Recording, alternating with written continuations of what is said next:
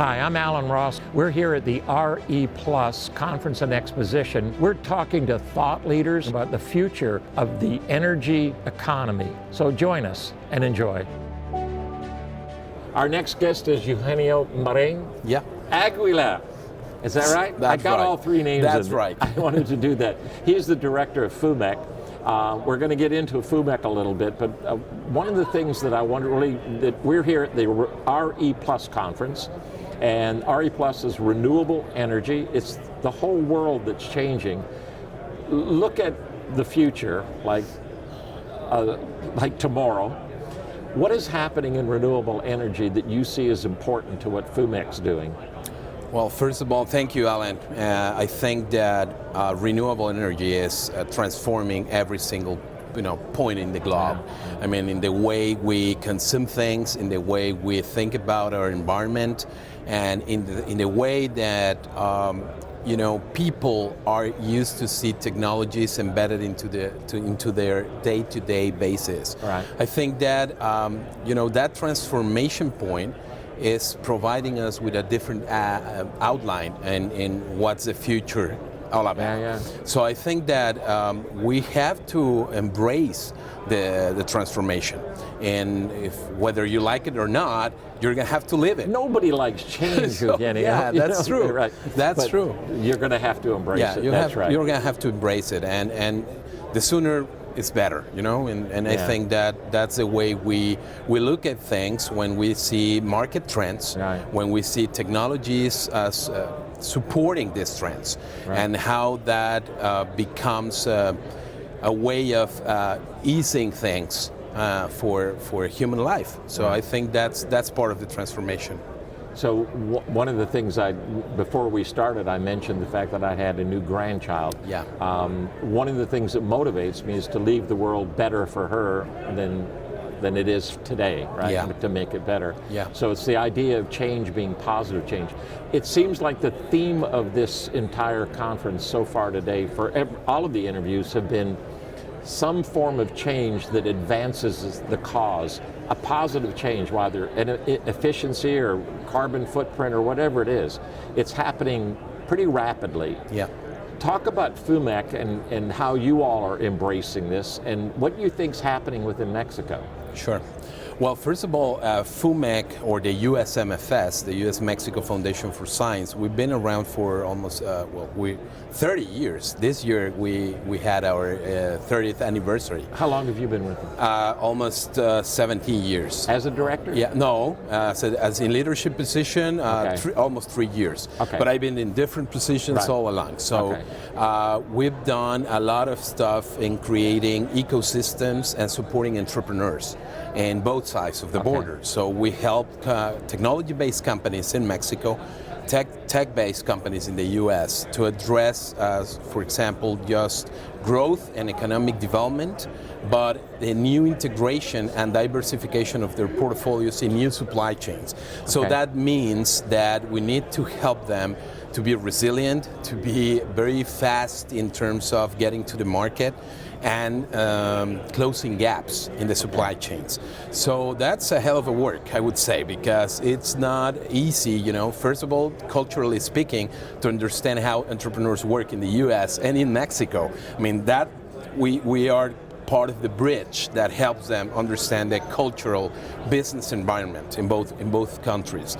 But then what we do in terms of analyzing and understanding the markets, that's very important for the companies, for the universities, because we work with the whole ecosystem, which is educational institutions, government, local government, federal governments, and companies in order to create this in a sustainable way, because companies by themselves, it's very difficult to move them forward. If you push them a little bit, this way, they go along, they can grow, but if they're not embedded into the right ecosystem where they can accelerate in a fast pace, then it's very difficult to do that. So what we try to do is to work in the different aspects of this ecosystem.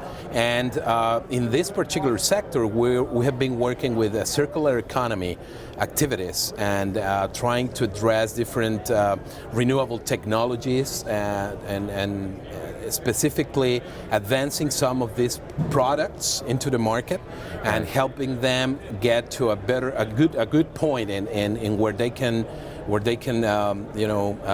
create a differentiation in the market. So I think that's part of our role as an organization. We're a non-profit organization that was created by a U.S. congressman 30 years ago, and our mission is to help this ecosystems move forward, and as well create a more sustainable way of relationships between both countries based in technology and science. That's basically our mission. So ESG, we did it in Europe and the United States, Canada, there's a thing called ESG, environmental, social, governmental. Yes. And it used to be that if you were a publicly traded company, you had one thing, and that was you return on investment for shareholders. Yeah. Now with ESG, you can have social, you can have environmental, and a lot of environmental is happening. A lot of companies their boards are pushing them to be environmentally sound, decarbonize, do those kinds of things. The oil industry as a whole is pushing back. Is that the same in Mexico? Do you have the same type of ESG pressures? And it's a pressure if you don't want it, and it's a positive change if you do want it. But do you have the same issues there? I would say that conscious companies, they are following the trend of being, they're putting the pressure themselves, but not government.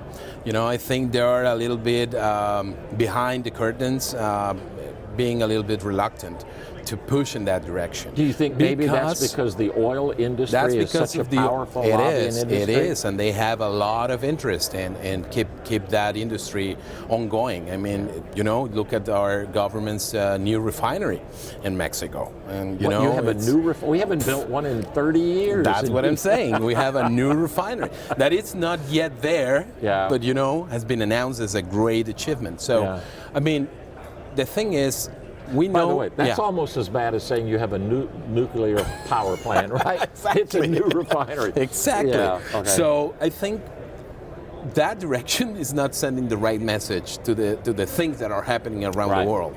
So in our understanding, industry and the academy is working and saying no, this is not the direction we want to go. So let's stick to what the trend is and the market is going, where the market is going, and the market is going to the environmental conscious actions and items that could help society live better, so. How is wind and solar taking off in Mexico? We know how it's doing here. How's it taking off there? Wind had a tremendous impact, probably from 20 years back then. I think that we started with a lot of big projects and a lot of investments were made in particularly in the southeast of Mexico, where we have big areas where the wind it blows very heavily, so we can take advantage of that. So there's a lot of wind farms installed. Where there are no people, so you create power that has to be tracked? That's it. The thing is that there's nobody else, but then you have to build infrastructure to bring this energy to where it's used, right? So, but I think we were doing very well, but now investments have slowed down in terms of wind, and now solar energy is gaining traction, particularly in the north part of Mexico, where you have long extension of lands where you can take advantage of the sun power. So I think that it's gaining more interest now, and I think it's getting the attention of new investors, local Mexican investors and outsiders as well. Well, that's excellent, because part of the problem with solar is when you're finished, when the panel's done, now you have landfill, and you have all the problems of disposable. Now we've got a whole bunch of recycling going on, that you're taking that panel and recycling it, refurbishing it, and send it back out in the market. Exactly. So there's and the storage as well. The storage is a big issue. But when you cannot dispose that energy and use it right away, you have to store it. And that's a problem as well. When it becomes very expensive process. Yeah. At the RE Plus conference, there is a battery storage kind of, there's microgrid kind of a section, there's battery storage. I have seen more movement, and I'm an IEEE guy, so I'm at all these conferences, and I've seen more movement in the storage area. I mean, vanadium, flow batteries, which are big scale, and some others that I've heard about. It just seems like the first time we're seeing that come to market, to be able to take wherever you produce power, store that power, and then use it. So things are changing rapidly. Is that true? The thing is that technology is there now. Yeah. It wasn't, for that particular area, it wasn't 10 years ago. Right. Now we have the technology, but now all of a sudden the problem is not the technology, it's the adoption of the technology. So we're in the early steps of socializing it, and so everybody understands where and what type of technology is the best to use. So I think that's a process, that's a curve that we're going to have to follow.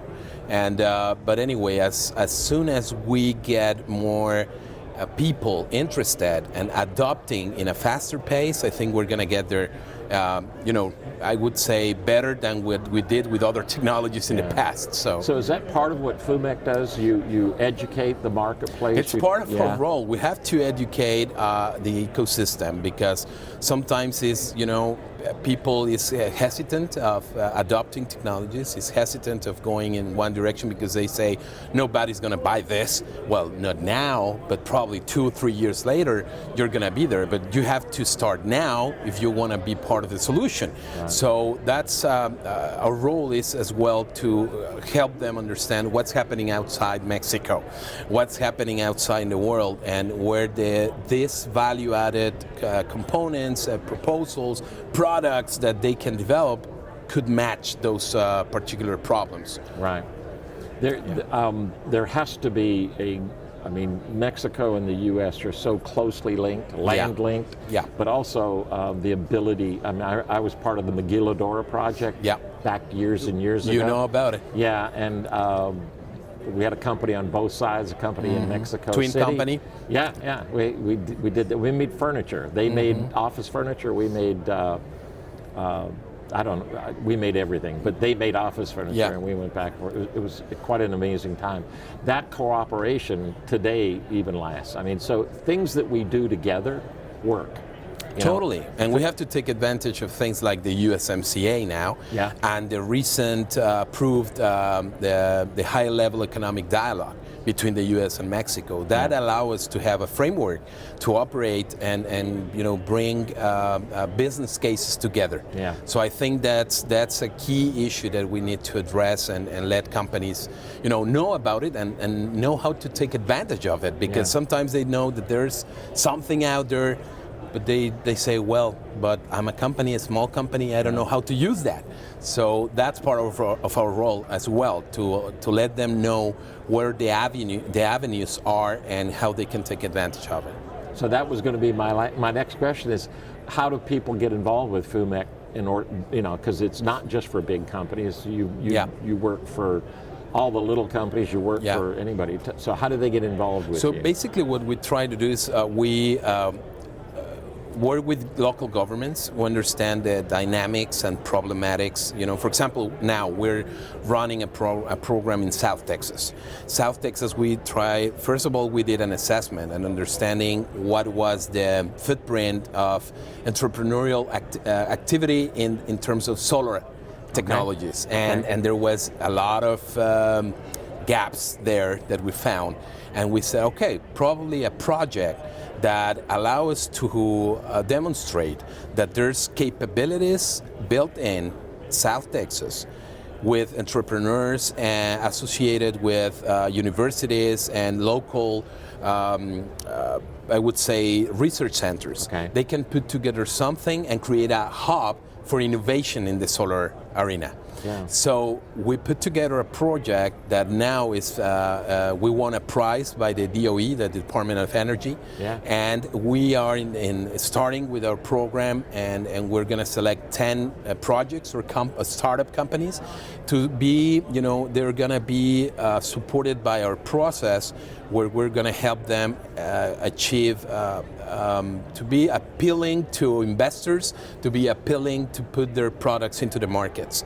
So we're going to accompany these projects with these resources. So we're creating the ecosystem. We're partnering with the UTRGB. We're partnering with the TMAC, the Texas Manufacturing Assistance Center. So those resources are going to be supporting the companies to achieve their goals faster. Excellent. And that's the kind of thing we try to do. We, embroil the ecosystem. So I have a curveball to throw at you. Okay. The hydrogen economy. Okay. Okay. What does FUMEC have to do, or what do you think about the hydrogen economy, and how is that going to be part of this new technology? Yeah, well, that's a hot spot right now, right? The green hydrogen. The hydrogen economy is a hot spot. Talk to me, brother. I mean, green hydrogen, because that's the hydrogen itself. No, I understand. Green hydrogen. Gray's bad, blue's not that bad, but it takes a lot of power, and green is wonderful. No, the thing is, it's a great and efficient way of getting energy. Right. So are there projects going on that you know about in FUMEC that you all are supporting? No, we're starting to understand where we know California, for example, is doing a lot of stuff, and a lot of research is being done, and this comes 20 years ago, 30 years ago. I mean, hydrogen has been there for a long time, but now we're getting to the point where we can use the technology in a cost-effective way. Yeah. The problem was the cost, to have hydrogen, I mean, liquid hydrogen to, move transportation, or massive transportation, it was very expensive and dangerous as well. So the thing is now that you can contain hydrogen in a more secure way, in a safe way. Now the thing is the challenge is to bring down the cost to compete to the current alternative solutions that we have. Yeah. So that's the key issue now. I think it's the cost-driven strategy that hydrogen needs to go down, and with that to have demonstration projects that it could be, a solution, a real solution in the market. Because theoretically, in the lab, everything works. I know. But now in the market, and the people using it, feeling safe, using hydrogen in their cars or whatever it is, I mean, that's the thing. And Toyota's doing a lot of hydrogen in EVs. Yeah. Germany is running a train line. They took diesel out, they put hydrogen in. They're running a train. Mm-hmm. I mean, so it is scalable. In fact, the Europeans are far ahead of us. Yeah. US is kind of now getting there, but the world is changing, and hydrogen is going to be one of those solutions to it. Definitely. I want you to jump ahead 20 years from now. Okay. What do you think it all looks like? Renewable energy, decarbonization, all of those things. Well, a lot of countries, I think, they're going to be very close to their objectives in 2035, 2040. That's in terms of net zero and all that. So, but there are other countries that are not committing now. If you see the map, are you talking about China and India? Well, not necessarily. I'm talking about China and India. They're burning more coal than ever. Yeah, but the thing is, what's the commitment? The real commitment, right? Yeah. Because it's saying that you're probably going to say, a lot of technologies are eco-friendly. Yeah, perfect. But if you are still using coal, and you're still using, and doing fracking to get gas and all that, those types of things that are not eco-friendly, I mean, what's the real commitment there? So the thing is, I think that we need to really map out the treaties that are enforcing the commitments of the countries. Oh, that's a very important issue. You can't just make the promise. Otherwise, we're going to get a very debalanced kind of net zero approach in the world. So I think that's part of the thing. For example, Costa Rica, they made a great government, private sector, and academia commitment, third-party commitment, in being net zero by 2035. But the thing is, they're taking out all the gas-based vehicles, and using now electric vehicles, but that's, it's like an order. Oh, and when that kind of commitment is put in place, well, different things happen. I mean, you can start seeing results rapidly. Okay. Otherwise, it's going to be like, I'm saying, I don't know if it's real. So. Anyway, thank you, Eugenio. It's been my wonderful. pleasure, Alan. Good luck to you and Thank you very much. Okay. So all of these interviews that we have conducted have been sponsored by the people behind me. The first one is the Grid Edge Conference and Exposition, which takes place in April 2023 in San Diego. The IEEE PES Grid Edge Conference and Exposition has been a long time in the making. This will be our first one, and it will be a delight. I can already tell you that we've had more papers, more panelists than we could possibly hold, and the conference itself is going to be brilliant. The second organization sponsoring us is H2Scan. H2Scan is ubiquitous in the transformer industry as the best. It's kind of like Intel, it's inside. H2Scan is a hydrogen sensing technology that is patented, that has been around for the last 20 years. It really came on strong as transformer hydrogen became a problem. DGA recognized by IEEE, and I just thank the people at H2Scan. They are also in electrolyzers, fuel cells, battery storage, but hydrogen safety is incredibly important. They're in refining, in processing, so H2Scan, thank you. Lastly, RE+. We are at the Renewable Energy Plus Conference and Exposition, and as we close this one out, I want to thank them for allowing us to conduct these interviews here, for allowing us to be part of their incredible conference. It's been enormous. Been 27,000 people that have attended this conference, and you can tell the energy, the excitement that's taking place within the renewables industry, so thank you, RE+. It's been a delight to do these interviews, and I hope you've enjoyed them.